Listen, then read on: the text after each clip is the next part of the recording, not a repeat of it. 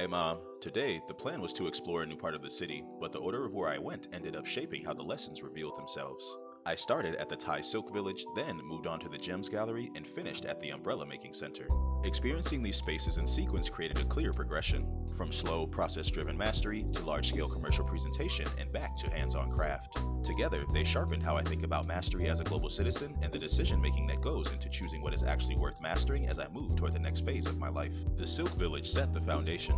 Watching silk made from live silkworms through spinning, dyeing, and weaving made the skill visible in its purest form. The artisan's knowledge lived in their hands, their timing, and their ability to explain each step without hesitation. It became clear that skill itself is a form of knowledge, one built through repetition and attention rather than abstraction. Watching the full process revealed how mastery accumulates quietly. Each step depended on the one before it, and shortcuts weren't an option. This reinforced that transferable skills aren't developed quickly. They require patience and a willingness to stay with something long enough for competence to turn into confidence. Moving next to the Gems Gallery shifted the experience dramatically. The scale was larger, the presentation more polished, and the audience clearly global. The craftsmanship was still there, but it was framed through branding, volume, and efficiency. This contrast revealed another layer of how environment shapes craft. In this space, skill had to operate within a commercial system designed to meet international demand. The relationship between maker and product felt more distant, even though knowledge and technique were still embedded in the work. This raised practical questions about mastery in a global economy. It's not enough for skill to be well developed.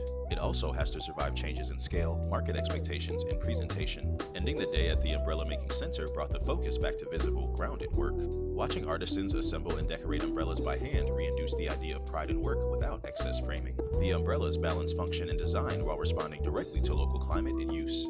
Pride here doesn't come from size or reputation, but from consistency and care. The artisans knew their work held value because it worked, lasted, and reflected their effort. This reinforced that pride is often strongest where mastery is most direct and least diluted. Taken together, these experiences clarified something important as the new year approaches and my time as a teacher comes to an end. I know that I can master whatever I put my mind to, but mastery is also a strategic choice. Not all skills are equal in how they travel, adapt, or compound over time. The most valuable ones are portable, grounded in real competence, and flexible enough to function across environments like the ones I move through today. They don't depend entirely on institutions, locations, or titles to hold their value. Today didn't tell me exactly what skill to pursue next, but it helped define the criteria. The skill I choose to master should be one that deepens with use, adapts to different contexts, and allows me to maintain pride in my work regardless of scale or setting. Mastery in this sense isn't about prestige or optimization. It's about committing to something that can move with me, respond to the world as it changes, and allow me to contribute meaningfully wherever I land. Mastery as a global citizen means investing in skills that can move with me, provide value anywhere, and remain meaningful long after the setting changes. I ate congee for dinner and that was it for my day. Okay, love you. Bye.